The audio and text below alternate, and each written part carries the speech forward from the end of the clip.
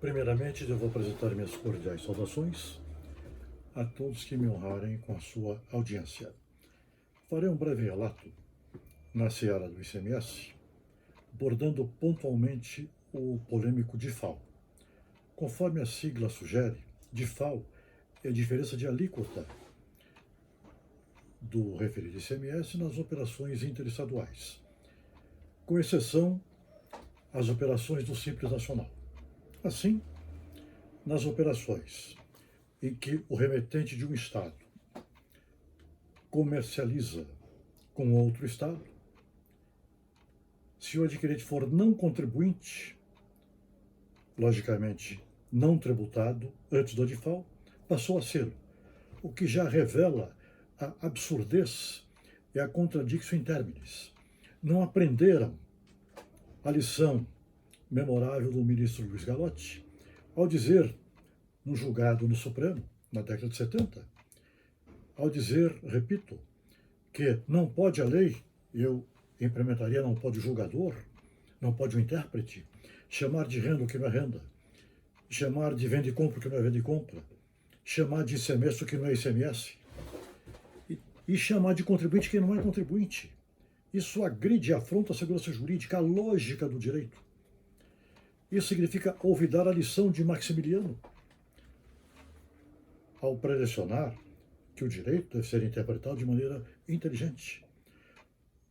Ou o magistério de Recasens, da razoabilidade. Isso não é razoável.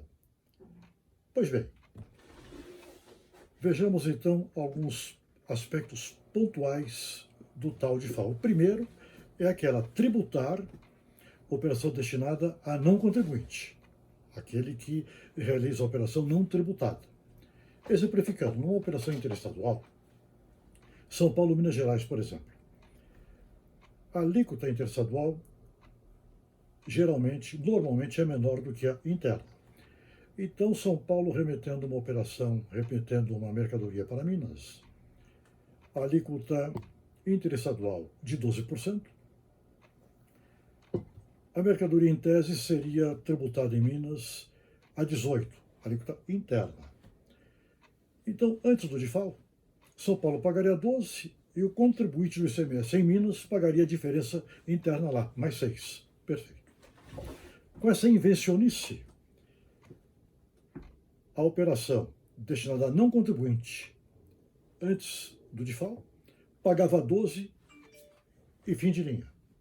Nada mais a crescer. Agora, criaram essa aberração, essa teratologia. Então, aquele que vende para o não contribuinte de Minas ou de qualquer outro estado do Rio, no exemplo específico, paga 12 aqui, como o adquirente lá não é contribuinte, o remetente tem que pagar a diferença da alíquota interna de lá, mais 6%. E há quem diga que não houve aumento de tributo. É claro que houve. Porque, nesse caso, o remetente que pagava 12 passa a pagar 18%. Então, houve majoração de um tributo pré-existente. O que mostra,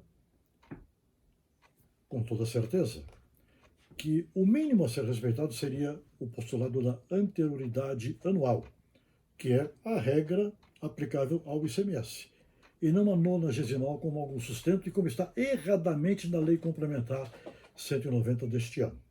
Mas, por falar na Lei Complementar, como foi criado o DIFAL? Já há 5 anos, por meio de convênio.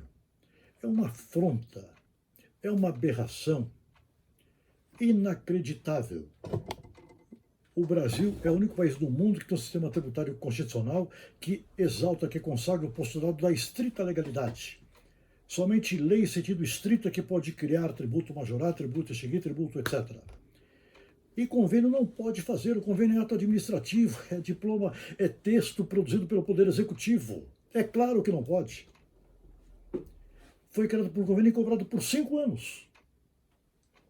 Até que a matéria chegou ao Supremo, que reconheceu a clara, a manifesta, a incontroversa inconstitucionalidade por afronta ao primado da estrita legalidade.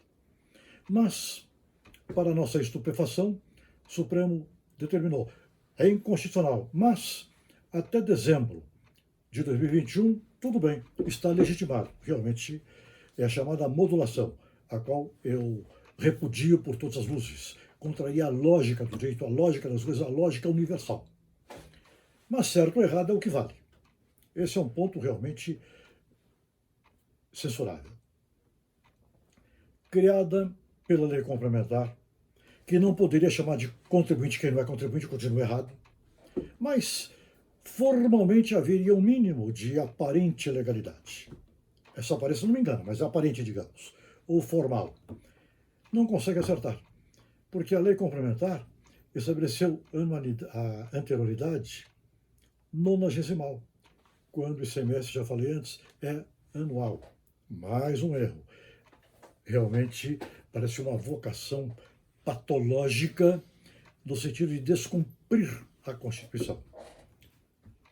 Por derradeiro, eu diria que a matéria está no Supremo, com algumas posturas dissidentes, e devemos aguardar o resultado final. Essas são as minhas considerações sobre esse tema que eu reputo interessante e não deveria ser, mas ele tornou-se pleno de polêmicas porque foi produzido e tem sido debatido ao largo dos postulados da ciência do direito. Boa noite.